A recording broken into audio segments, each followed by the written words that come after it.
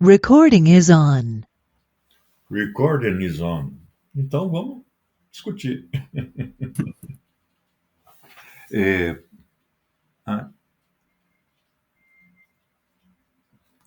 Tá. Tem um aviso importante aqui.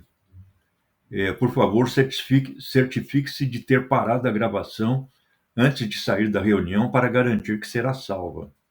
A gente vai perder. Pessoal, o capítulo 3 basicamente se concentra no Adam Smith. Ele apresenta de uma forma mais desenvolvida críticas que o Marx faz ao Adam Smith no transcorrer do Capital, no livro 1, no livro 2, particularmente no livro 2. E a Rosa utiliza-se dessas críticas no livro que ela escreveu sobre a acumulação do capital.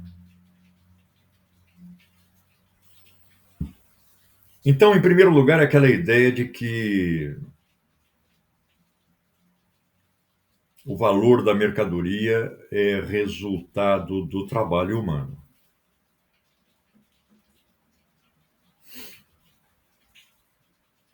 A partir dessa ideia, o Adam Smith considera que o lucro e a renda da terra, quando for o caso, são deduções do trabalho que o trabalhador adicionou aos materiais que ele utilizou no processo produtivo. Ou seja, o Marx considera que o Adam Smith desenvolve uma teoria da mais-valia. Eu acho muito interessante isso, porque o Adam Smith, até hoje, é o grande profeta do liberalismo.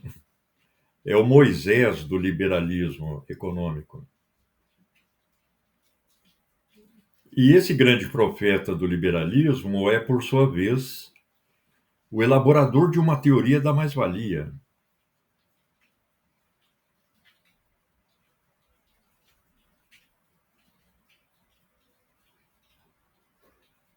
A partir daí, o Adam Smith, num contexto de produção que já é capitalista, vai considerar que o valor da mercadoria vai ser de cada mercadoria individualmente e da massa de mercadorias produzida, vai ser constituída por trabalho, lucro e renda. O Adam Smith não operava com o conceito de força de trabalho. Ele operava com o conceito de trabalho, remuneração do trabalho.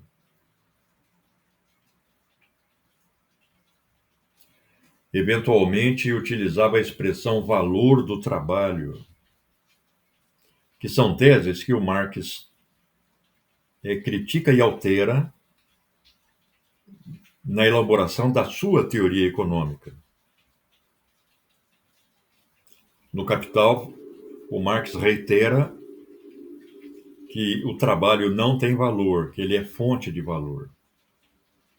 E que o que se paga não é o trabalho, mas a fonte, a força de trabalho. Mas essa ideia da remuneração do trabalho, do pagamento do trabalho, é uma ideia que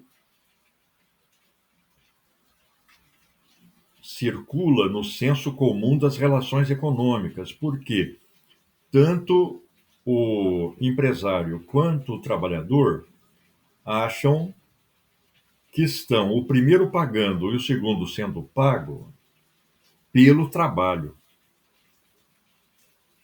Quando o Marx desenvolve aquele capítulo sobre o salário no Capital, ele considera que o salário traz consigo essa imagem de remuneração do trabalho. O salário é concebido como pagamento do trabalho realizado durante um período de tempo. Então, ninguém fala que recebeu pela sua força de trabalho e o resto foi mais-valia. Todo mundo fala, eu recebi por 5 horas de trabalho. Então, o trabalhador, ao receber o salário, ele acha que está sendo pago por todas as horas de trabalho. Tanto o empresário como o trabalhador consideram que o salário representa o pagamento das horas trabalhadas. Você paga por 8 horas, o trabalhador acha que recebeu por 8 horas de trabalho e o empresário acha que pagou 8 horas de trabalho. A grande revolução teórica do Marx é mostrar, no interior dessa ilusão, que uma parte da jornada reproduz o valor da força de trabalho, é o salário, mas a outra é mais-valia. De qualquer modo, mesmo falando em remuneração do trabalho, em valor do trabalho, em preço natural do trabalho, o Adam Smith considera que o lucro e a renda da terra são deduções do trabalho realizado pelo trabalhador. Uma vez que, para o Adam Smith, a fonte originária do valor é o trabalho. Na sua formulação, diz o Marx, esotérica. Mas, prosseguindo na sua exposição, o Adam Smith inverte a sua própria tese, considerando que o valor da mercadoria se origina da soma de trabalho, lucro e renda da terra.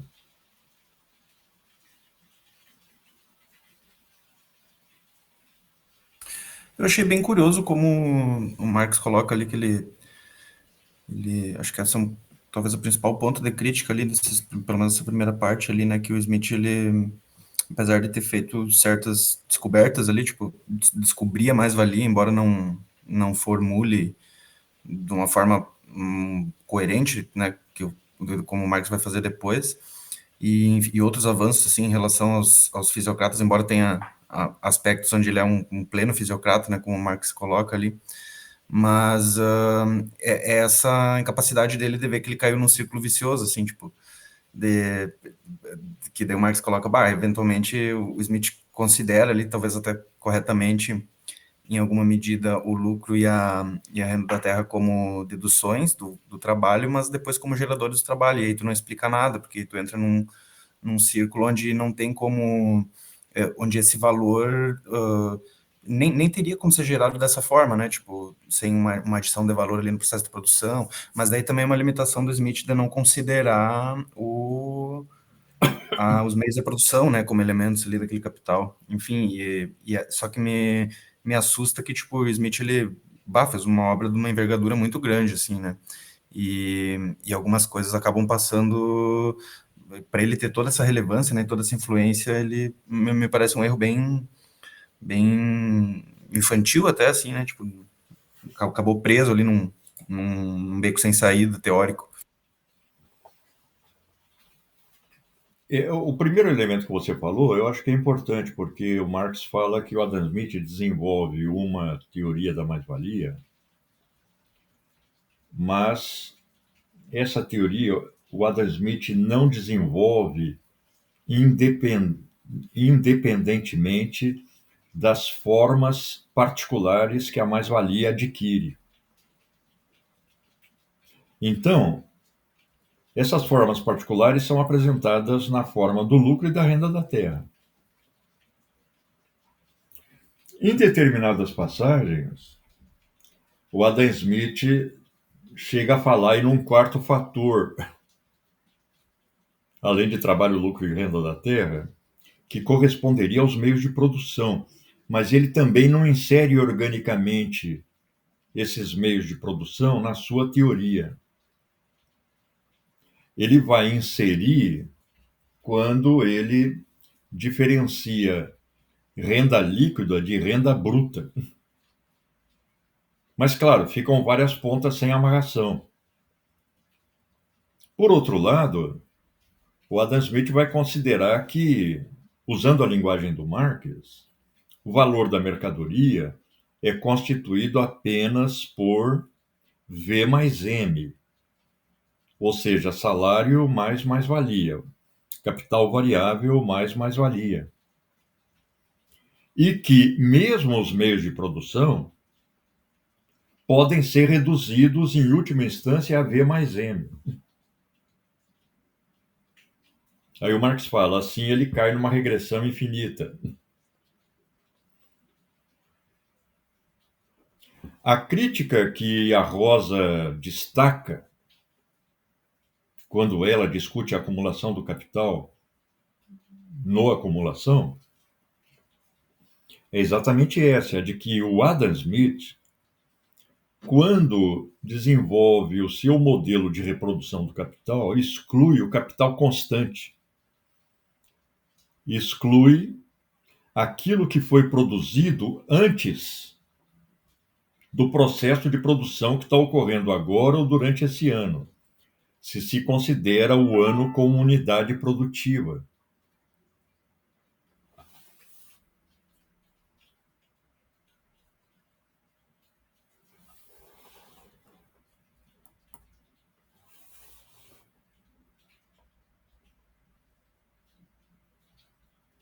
É que eu recebi uma mensagem ali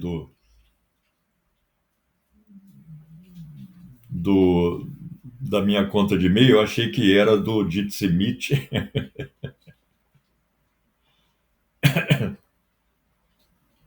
Então, por exemplo, o ano como unidade de medida do processo produtivo deriva claramente da agricultura naquele contexto, quando a agricultura correspondia a um ciclo produtivo de um ano, que é o argumento dos fisiocratas. É o argumento do Adam Smith e é o argumento do Marx também, quando ele usa o ano como unidade de medida na sua teoria da circulação do capital, no livro 2.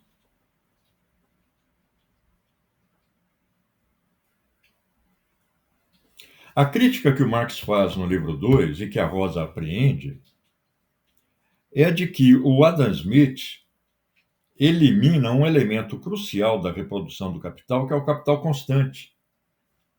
Ele reduz o processo produtivo na forma capitalista a salário e lucro, e, sendo o caso, renda da terra.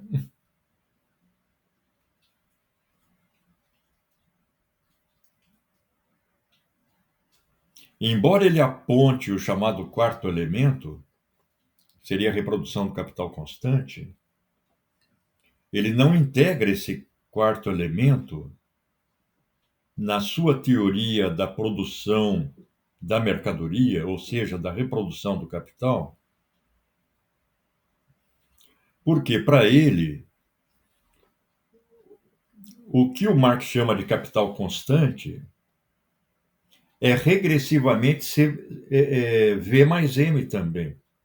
Capital constante pode ser reduzido a V mais M, porque foi um processo de produção anterior, e o capital constante utilizado para produzir aquela máquina ou o capital constante atual também pode ser reduzido a V mais M. A reprodução do capital social, como o Marx desenvolve, e aí aparece a ponte do Marx com os fisiocratas, apesar dos fisiocratas se restringirem ao capital agrícola como capital produtivo, é de que os fisiocratas diferenciam no esquema que eles criam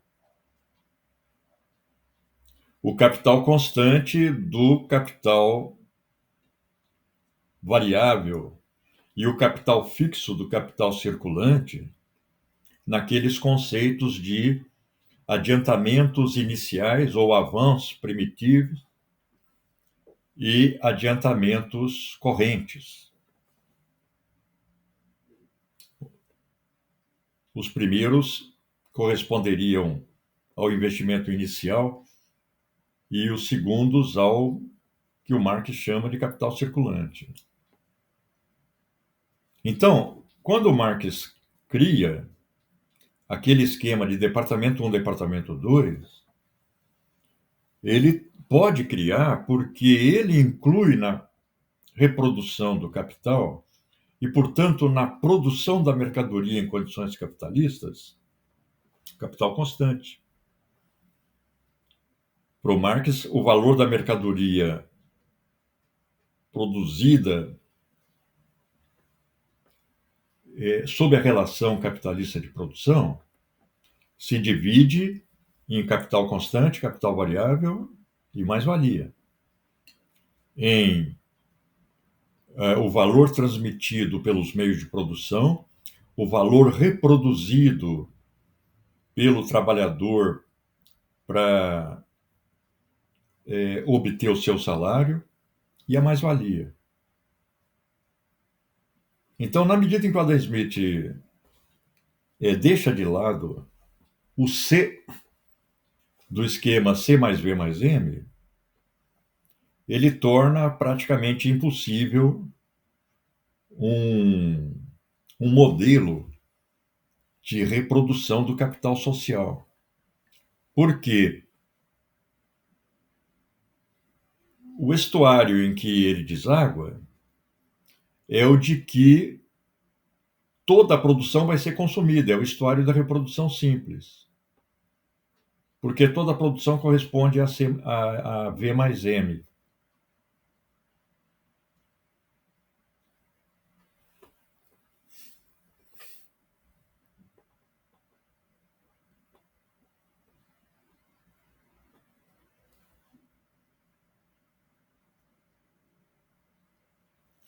Mas o Marx levanta isso no prefácio, na minha opinião, aliás, o Engels levanta isso no prefácio à primeira edição do livro 2, que eu acho um prefácio genial, a segunda parte em especial.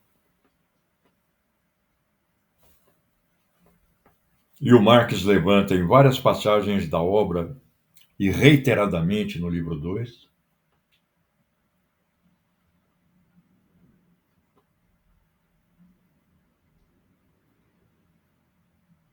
de que o capital constante não pode ser excluído de uma teoria da reprodução do capital, nem mesmo da reprodução simples do capital. Você vê que o Marx fala que o Adam Smith cai em incoerências, né? Quando ele fala do quarto elemento, diferencia a renda bruta de renda líquida e tal. Agora, vamos lembrar, Lucas, que talvez erro não seja a palavra mais adequada para a gente designar a teoria do Adam Smith, porque eu acho que nós não podemos ver a teoria do Adam Smith a partir da teoria do Marx. É por isso que eu acho que esse prefácio do Engels é genial. E outra, ele mostra que ele e o Marx anteciparam integralmente a tese de desenvolvimento da ciência que o Thomas Kuhn desenvolveria no Estrutura das Revoluções Científicas, ipsis literis, usando até o mesmo exemplo da Revolução do Oxigênio, com os mesmos nomes que o Thomas Kuhn utiliza, o Priestley, o Schiele, o Lavoisier. Você lê o trecho em que o Engels compara a Revolução Teórica do Marx com a Revolução do Oxigênio, parece que você está lendo o Thomas Kuhn.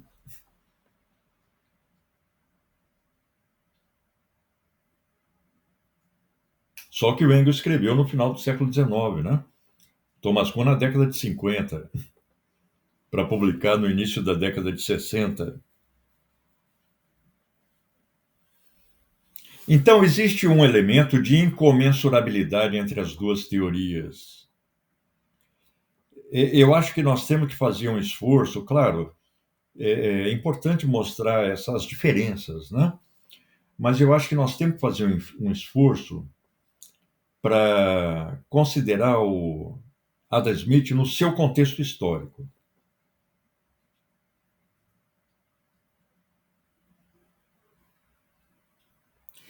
E como poderia, como que a gente poderia analisar numa perspectiva de revolução de paradigma esse processo de ter o paradigma dos fisiocratas, do Smith, aí depois o Marx ele propõe, porque parece que ele vai construindo o conhecimento dele a partir desses outros conhecimentos, mas porque ele está criticando a teoria do Smith, né?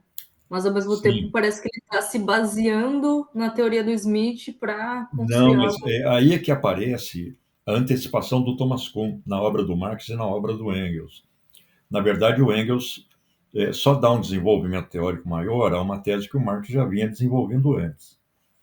Quando ele fala dessa teoria da mais-valia que não conseguiu se libertar das suas formas particulares, do lucro e da renda da terra, o Marx fala o seguinte: o Adam Smith, e ele menciona outros, por exemplo, e essa é uma passagem muito interessante desse prefácio do Engels, vários autores, no início do século XIX, que já estavam usando a teoria do Ricardo para criticar o capital.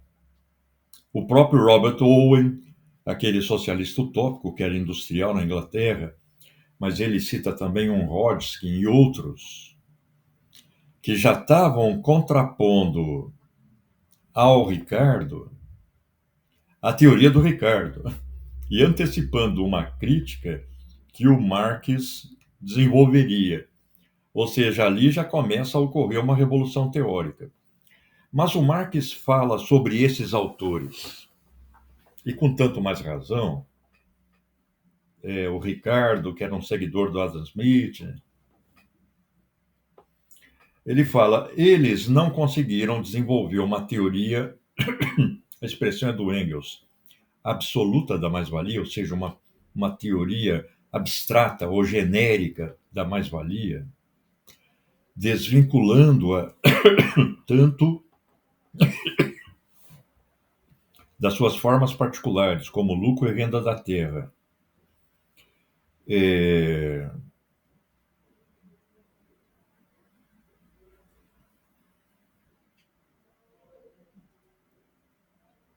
Eu ia falar uma outra coisa aqui, porque tem um outro elemento.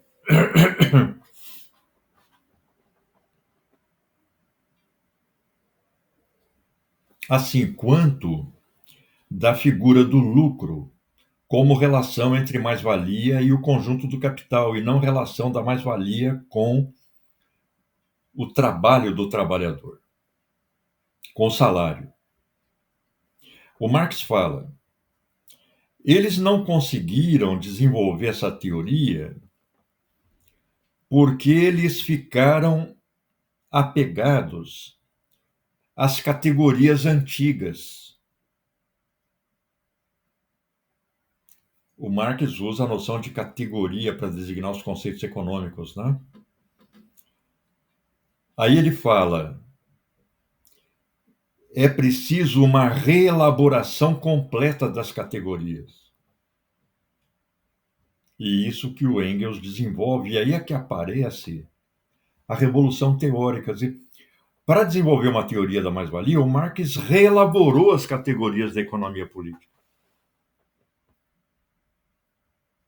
Então ele fala, esse pessoal que já estava criticando o Ricardo, do ponto de vista dos trabalhadores, do ponto de vista de uma crítica ao capital, não conseguiram fazer a sua crítica avançar porque não conseguiram se libertar do paradigma antigo, usando a linguagem do Thomas Kuhn. Ou seja, não conseguiram se libertar das categorias antigas. E aí que o Engels insere a revolução do oxigênio para comparar com a revolução teórica do Marx. Ele fala, o Priestley e o Schiller já detectaram o oxigênio, Mas eles não conseguiram desenvolver uma teoria do oxigênio porque eles estavam apegados à teoria do flogisto, que era o paradigma anterior da química. Quem consegue se libertar do paradigma antigo desenvolve a teoria do oxigênio, que é o Lavoisier. Mas para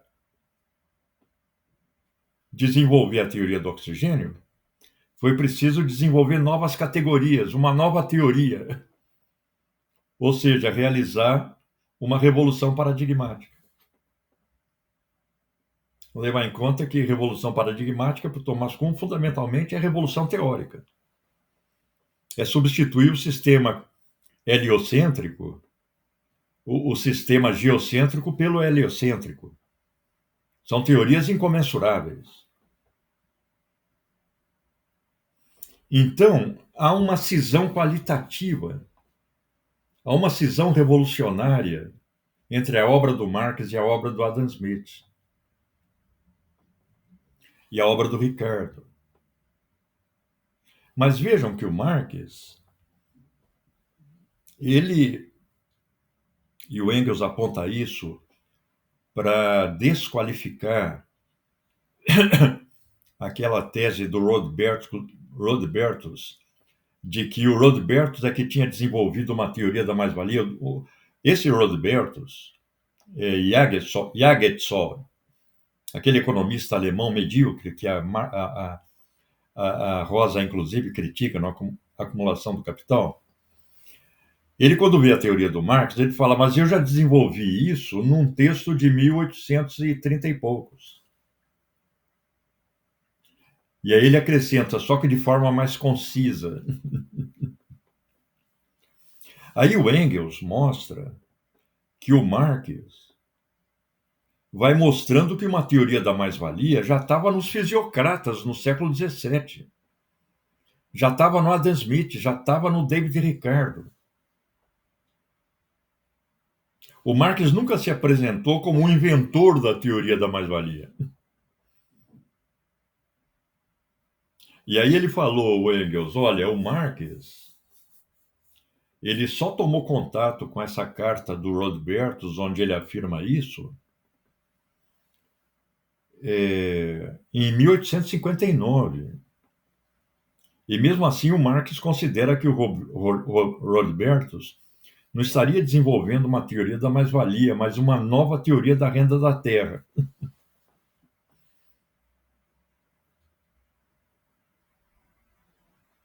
Então, o Engels fala, o Marx foi modesto o suficiente e com probidade intelectual suficiente para mostrar que vários antecessores dele já tinham desenvolvido uma teoria da mais-valia.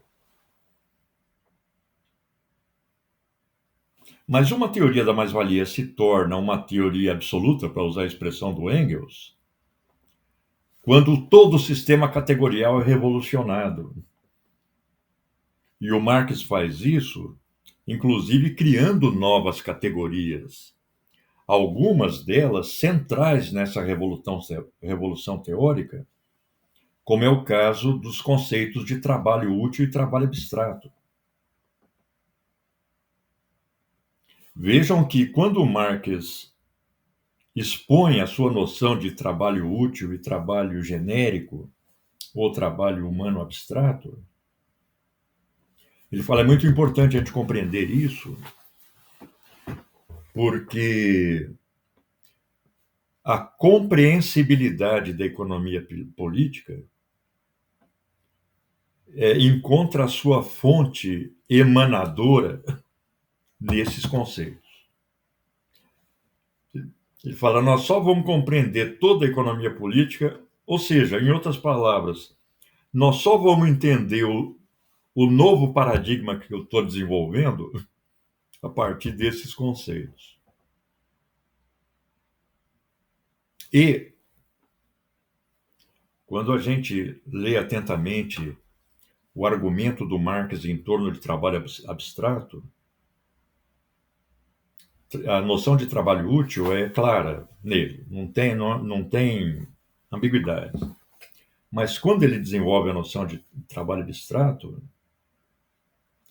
tem várias noções de trabalho abstrato. Nem todas são muito claras. Então, talvez um exame crítico da obra do Marx devesse partir exatamente de um escrutínio atento da noção de trabalho abstrato, porque para ele esse é o fundamento da teoria do valor. E a teoria do valor é o fundamento de todo o capital.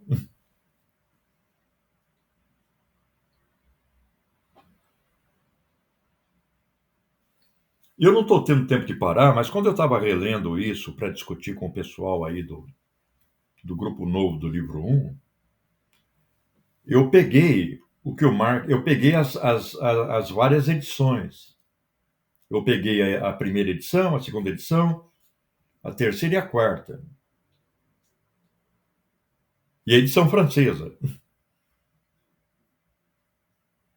E aí a gente tem várias concepções de trabalho abstrato. A gente teria que fazer um mapeamento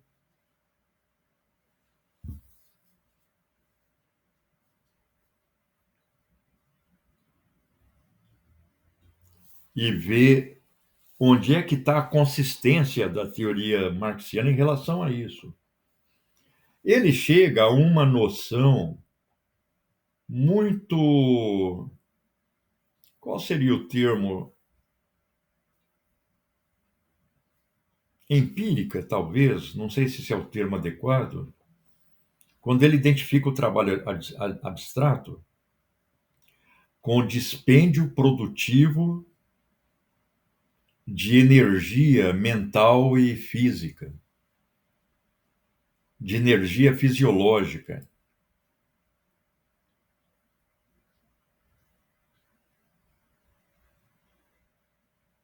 Mas aí tem um problema. Fala, Lucas. Esse seria o principal elemento, assim, dessa revolução paradigmática dentro da economia política, assim, porque me parece que é uma das grandes dificuldades, assim, dos antecessores, né, o Ricardo, o Smith, sem ver esse elemento, não sei, talvez por conta de toda a tradição do Marx também, né, tem bastante isso nesse processo da revolução científica, assim, tipo... aqueles contatos que o Marx foi tendo até com os próprios trabalhos do Engels, lá sobre a situação da classe trabalhadora, foi conseguindo ter uma outra visão em relação àquela a crítica que a Rosa também faz aos economistas burgueses, né, do tipo, do horizonte intelectual limitado, dos círculos ali onde eles desenvolviam o próprio pensamento, né, e aí o Marx, ele consegue colocar, sei lá, talvez até pelos próprios elementos da vivência política intelectual dele, né, e fazer essa separação, assim, conseguir entender o dispêndio de energia humana ali, conseguir reduzir aquilo a uma substância comum, assim, que vai conseguir, tipo, adentrar ali as partes que os caras não tinham conseguido antes, né, e aí me parece que isso aí é bem, bem central, né, tipo, algo que vai mudar os rumos, assim, da economia política, da crítica, né, dela. Tem uma obra que eu acho que pode ter sido muito importante para o Marx realizar essa virada. Claro, ele já estava realizando a virada antes, o que é evidenciado, por exemplo, pelos manuscritos de 44. Mas eu acho que pode ter sido muito importante para o Marx desenvolver a sua crítica da economia política, a filosofia da miséria do Proudhon. Eu li boa parte da filosofia da miséria, do livro 1 da filosofia da miséria do Proudhon, e me surpreendeu a maneira como Proudhon apresenta ali a necessidade de uma crítica da economia política. Porque o Proudhon fala, olha, de um lado, nós temos a economia política que é a tradição. Ele fala que é a teoria da legitimação das relações vigentes, em outras palavras. E, de outro lado, nós temos os socialistas que estão inventando o futuro, sem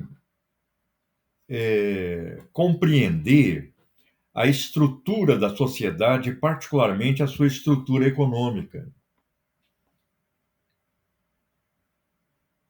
Então, ele aponta para essa necessidade de uma crítica da economia política. O Marx leu o Filosofia da Miséria e faz uma crítica a essa obra na primeira obra econômica mais articulada do Marx, que é A Miséria da Filosofia.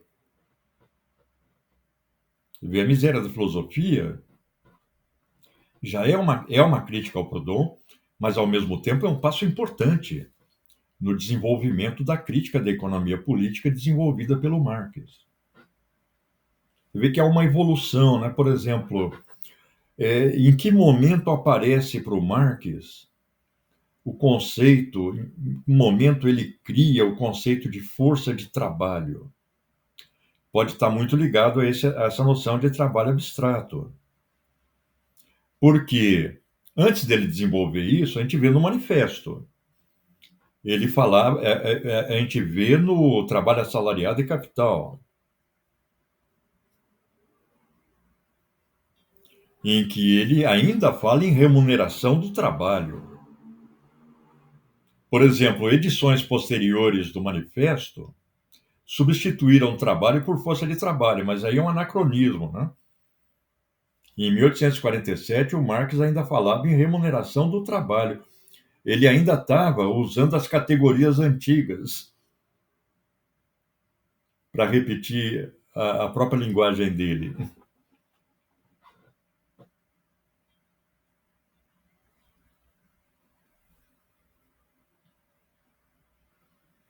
É claro que,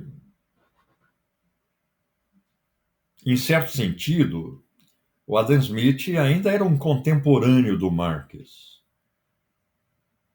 Hoje a gente faz uma crítica à sociologia durkheimiana num prisma de contemporaneidade, mas o Durkheim desenvolveu a obra dele do final do século XIX até o início dos anos 20. Há um século, há mais de um século. É mais ou menos a mesma relação do Adam Smith com o Marx. O Adam Smith publicou Riqueza das Nações em 1776. O Marx publica a primeira edição do Capital em 1867. São 90 anos depois, aproximadamente. Agora, havia a escola do Adam Smith, né? O Adam Smith é do final do século XVIII, é um contemporâneo do David Hume, do Ferguson. Ele está ali inserido no iluminismo inglês. Mas os seguidores do Adam Smith continuavam repetindo as teses dele. Então, criticar o Adam Smith tinha essa dimensão de contemporaneidade, de criticar economistas contemporâneos do Marx. Você vê que o Marx fala, olha, quando o Adam Smith passa a considerar que trabalho, lucro e renda da terra são fontes do valor e que o lucro é a remuneração do capital, ele abre a porteira para a economia vulgar.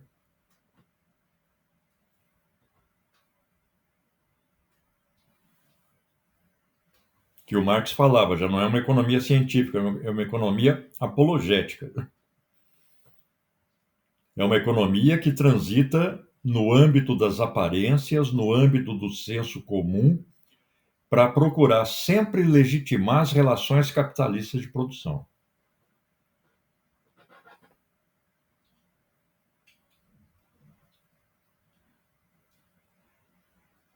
Aí ele cita a teoria da abstinência do sênior, o McCulloch, que ele não cansa de bater, o Jean-Baptiste Say, que foi um divulgador da obra do Adam Smith na França.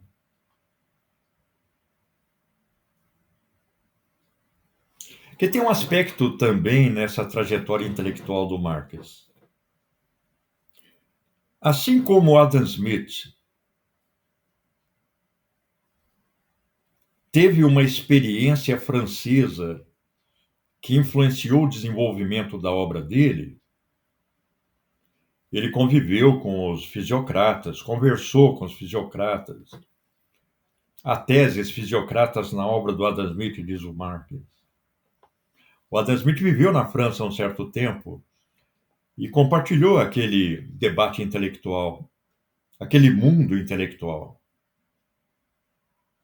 E o Marx também. Ele começa a desenvolver essa crítica da economia política na França e na Bélgica. Depois é que ele vai para a Inglaterra.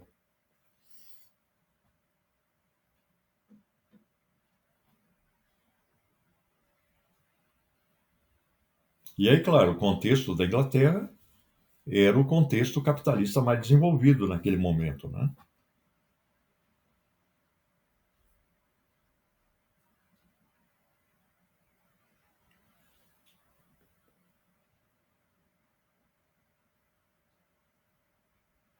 De qualquer modo, uma crítica como essa é importante para pôr contra a parede os críticos liberais de Marx que se apoiam no Adam Smith.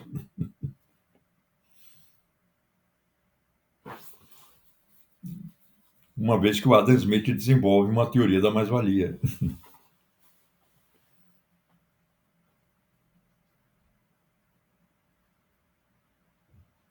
Tem algumas partes ali que o Marx traz, que é um... Agora não me lembro em qual dos subcapítulos ali, que é o Adam Smith, tipo, falando também inocentemente, assim, tipo, trabalho, tipo, mencionando, assim, a existência de uma parte de trabalho não paga, mas sem formular, sem colocar num conceito, sem ver, colocar aquilo como um problema, assim, digno Sim. de aprofundamento, né? Aí, tipo, ele vê isso quando ele fala, por exemplo, o capitalista não vai querer, o arrendatário não vai querer investir o capital ali se não tiver um pouco a mais. Então, tipo, de onde que vem esse a mais? Aí parece que falta esse salto, né? Falta problematizar alguns aspectos Claro. que são do senso comum, né? E são do contexto em que o Adam Smith viveu, né, Lucas? Ninguém pode ultrapassar a sua época, em certo sentido, né? Essa seria a pessoa agir como o Barão de Münchhausen, que a cavalo atolou num brejo, aí ele se desatolou puxando-se pelo cabelo. Não dá para você sair do contexto histórico como o Barão de Münchhausen. Nós estamos atolados no nosso contexto, né? Agora, obras como a do Adam Smith e obras como a do Marx mostram que esse atolamento no contexto não bloqueia transformações, não bloqueia mudanças teóricas e práticas. Teóricas e práticas. Porque esse contexto ele é recheado de conflitos, ele é um cipoal de antagonismos. Ele é contraditório. Ele é multiplamente contraditório.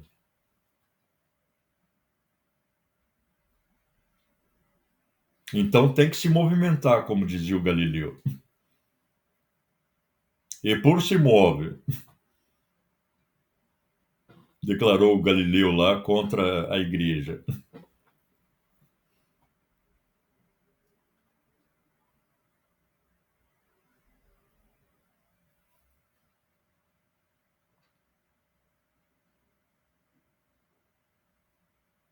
Mas olha, eu estou me deleitando tanto com essa leitura das teorias da mais-valia. Eu estou dando uma folheada na edição do Caute que eu estou vendo que é razoavelmente diferente, viu? Ele monta de modo diferente, com manuscritos diferentes. Tem um trechinho que eu, inclusive, separei para ler, em que ele tira de um manuscrito do Marx, subintitulado Fisiocrata Inglês. Quero ver o que o Caute reproduz ali, né? Mas são só manuscritos do Marx que ele põe ali.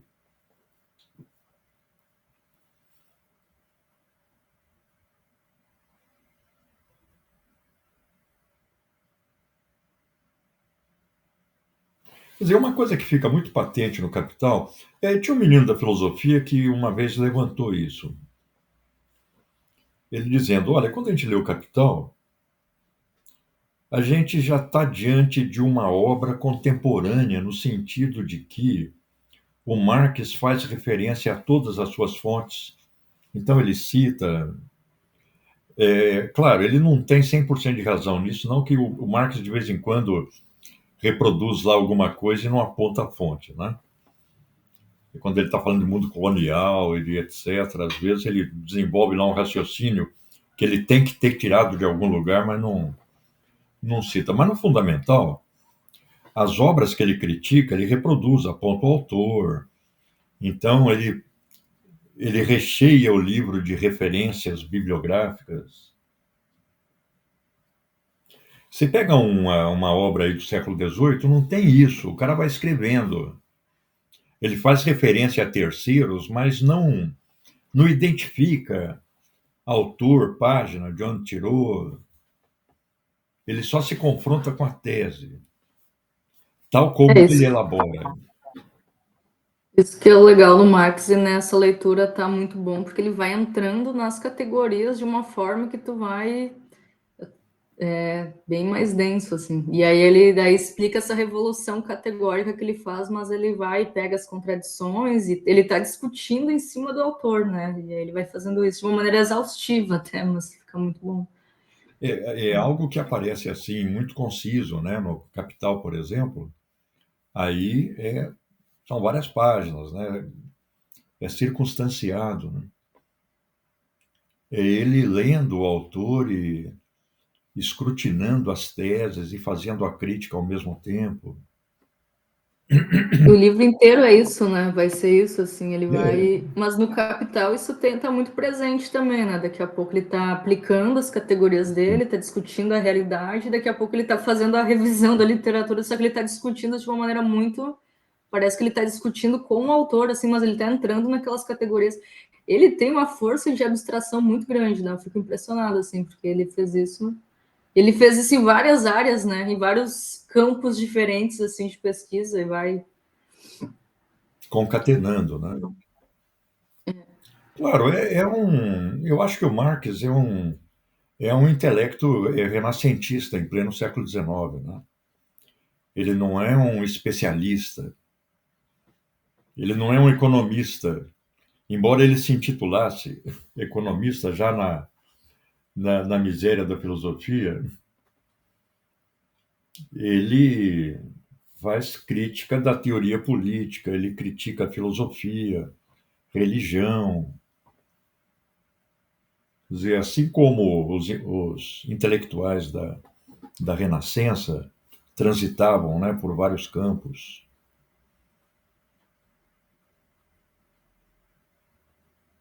Ainda que ele tenha se concentrado ali na crítica da economia política, né? Mas você vê, a crítica da economia política, como está patente e explícito no Capital, é simultaneamente a crítica das teorias políticas do século XVII, do século XVIII.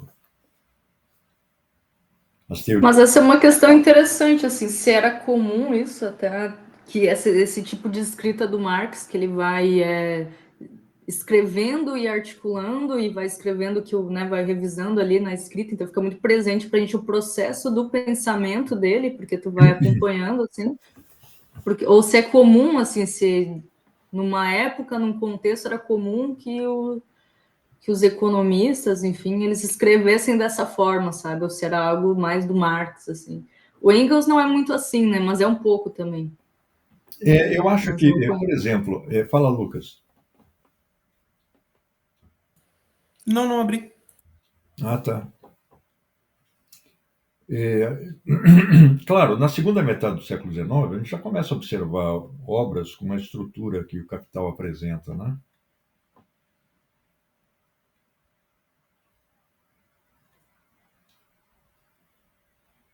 Você vê as obras do Engels, né? Por exemplo, você pega a Origem da Família. Ele vai lá na antropologia, ele vai na obra do Morgan e outras obras, né? Ele tenta se familiarizar com um campo para desenvolver as teses ali dentro. Eu acho que o Engels também tinha essa abertura de horizonte do Marx. Eu ia dizer, ele também, desse ponto de vista, ele também tinha um intelecto Claro, renascentista, né? não, Ele sem dúvida. conhecia muito de muitas coisas, assim, e transitava muito bem também entre as áreas.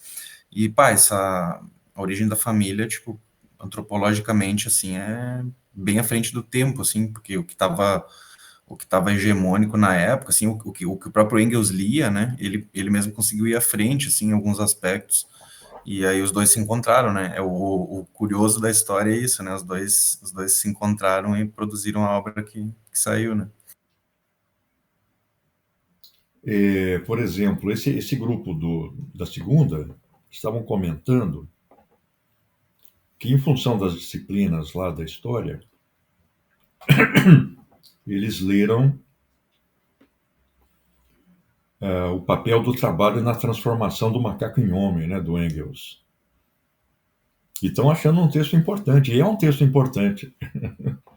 Claro, você tem que contextualizar dentro da paleontologia, da antropologia da época, né?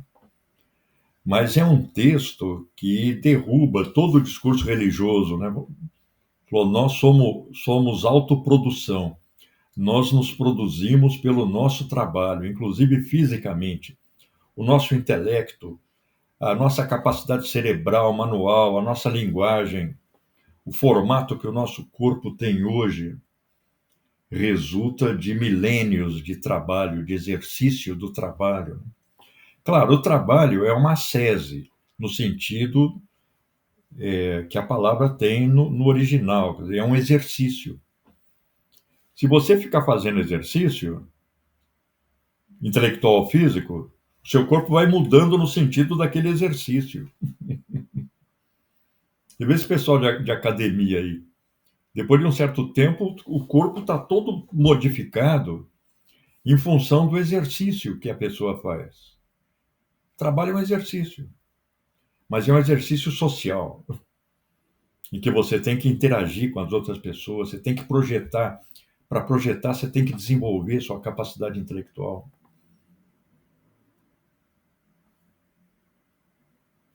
E esse livro quando eu li na graduação também, eu achei muito importante para desmistificar uma série de concepções religiosas e mistificadoras da origem humana, né? Nós nos produzimos, nós somos autoprodução.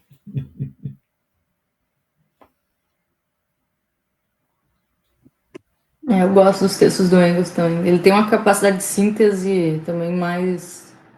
Parece que é mais. A maneira como ele escreve acaba, às vezes, tu não vê tanto processo igual o Marx, né? O Marx, tu vê todo aquele. Agora, eu acho que tem uma outra obra do Engels que pode ter influenciado também muito, e o Marx cita no Capital mais de uma vez, que é uma obra de 1845, que é a situação da classe operária na Inglaterra. O Capital tem muito dessa situação da classe operária na Inglaterra. Mas o Otto Hulle, com base nessa obra do Engels, ele publicou em 1910 um livro intitulado A Criança Proletária. Então, usando como modelo o livro do Engels, ele faz um estudo da situação da criança na Alemanha, da criança operária na Alemanha. E aí, como Engels, ele descreve a situação de moradia, de saúde, mas indo além, ele descreve o sistema escolar alemão.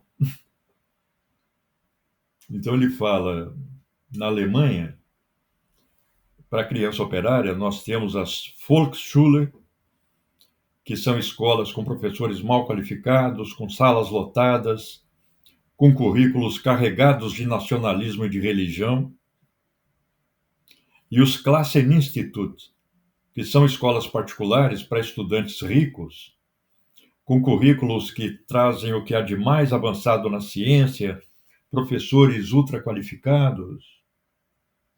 Então, ele já antecipava a tese dessa duplicidade do sistema escolar na sociedade capitalista. Essa obra do Otto Ruhle suscitaria um debate sobre educação entre os social-democratas e comunistas na Alemanha e na Áustria, nos anos 20. O Schmidt-Kowarczyk, numa obra sobre educação marxista, reproduz esse debate e aponta as obras. São vários autores desenvolvendo teorias sobre o sistema escolar que só se desenvolveriam mais plenamente nos anos 60, 70, principalmente nos anos 70, com Baudelaire Stablé, Bourdieu-Passeron, aqueles modelos reprodutivistas e que tentavam ver a escola do ponto de vista das classes sociais, como aquele Escola, Classes e Lutas de Classes. E aí há um dado interessante que o Schmidt-Kowarczyk aponta a respeito disso, que é o fato de que essas obras, esse debate foi interrompido pelo nazismo e pelo stalinismo. E essas obras nunca mais foram publicadas. Quem desenterrou essas obras e as publicou contemporaneamente foi o movimento estudantil de 68. É interessante porque o movimento estudantil de 68 teve esse aspecto de desenvolvimento cultural. Não foi só um movimento de reivindicação de tal ou qual forma de organização da escola, comportamento do professor. Quer dizer, foi um processo cultural rico e diversificado, inclusive com leitura do Capital, né? O Schmidt-Kowarczyk, ele fala, tem uma edição do Capital, que é aquela da Ulsteinbuch, que era usado para a leitura do Capital no movimento estudantil. Ele até indica que essa edição é uma mescla da edição do Karl Korsch com a edição do Engels. E entre os estudantes que liam essa edição, o apelido da edição era o Tijolo.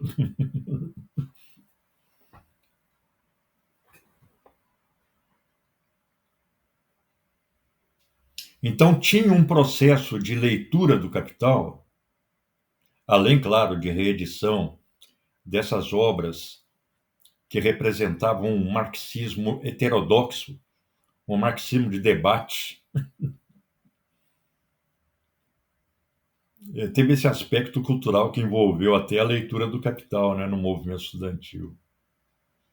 E o movimento estudantil deu origem a muitas lideranças políticas, se desdobrou no movimento ecológico, Partido Verde, ressuscitou o partido anarquista, o movimento anarquista,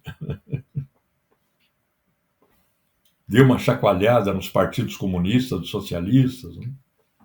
Deu origem a novos grupos marxistas, a grupos de luta armada na Europa.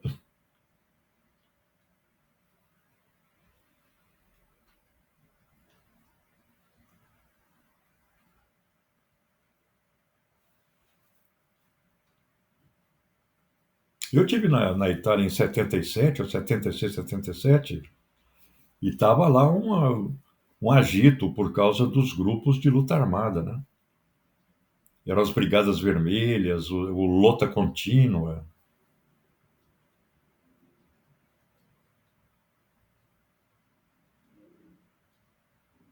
Polícia fazendo revista.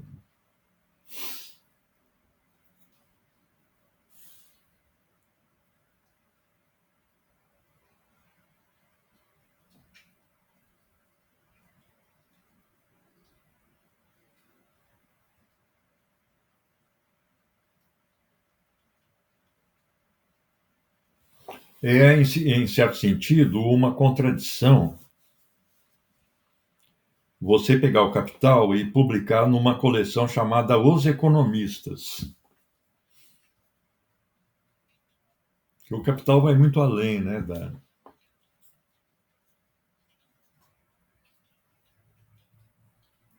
Por exemplo, eu estava dando uma relida aqui no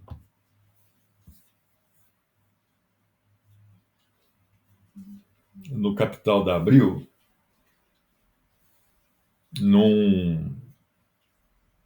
o primeiro capítulo do livro 2. Aliás, é um capítulo que a gente tem que reler sempre, porque ele é muito completo na descrição das condições gerais da acumulação do capital. Ele é muito histórico, né? Ele é um desdobramento do último capítulo do livro 1, que é a acumulação primitiva. E eu vi que tem trechos ali que faltam palavras. Faltam palavras que tiram o sentido da frase. Ou invertem o sentido da frase. Ainda bem que eu leio comparando, porque senão eu ia engolir gato por lebre. Mas aí eu quero ver se essa edição da UBU fez esse tipo de correção. Porque a correção não é só tipográfica, uma palavra que está errada, uma fórmula que não foi transcrita adequadamente. Às vezes parece que a frase está certa. Aliás, a frase está certa, mas falta uma palavra ali que inverte o sentido. Será que a revisão que a UBU fez chegou nesse nível de correção? Tomara que sim, para fazer jus à beleza da edição, que está muito bonita, aquele box lá. Tá bonita mesmo. A capa vermelha e preta, né? É. Parece que o interior também. Quer dizer, a alegação da editora é de que foi feita uma revisão rigorosa, né? Eu queria pegar esse trechinho só para testar. Eu vou acabar comprando. Porque ela está muito cara, né? Aí você compra, aparece a versão digital. Não vai demorar muito. Não vai demorar muito.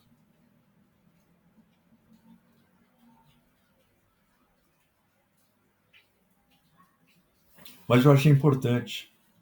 Eu estava lendo na Wikipédia sobre essa editora Ubu. Eu acho que eu comentei aqui no encontro anterior, né? E é uma editora constituída só por mulheres, que saiu de uma editora, é uma dissidência de uma editora maior, acho até que faliu essa outra editora. E eles têm uma linha editorial muito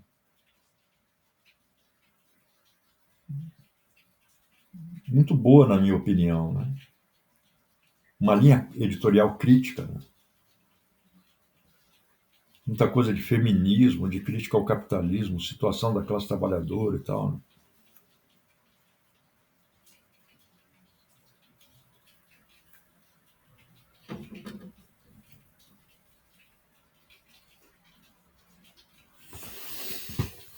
Então tá, pessoal. Talvez a gente possa ficar por aqui hoje e vamos partir para o próximo lote de leitura aí, que tá bem gostoso ler Teorias da Mais-Valia. Hoje Não eu vou esquece de desligar É, a não, gravação. eu vou desligar a gravação para a gente não perder. Semana que vem eu tenho um evento que a gente mesmo está construindo, que é quarta-feira às 6h30, no mesmo horário. E aí lá tem um debate. E aí eu não vou conseguir vir. A gente pode adiar, Pamela. Ó, eu vou cancelar aqui, tá?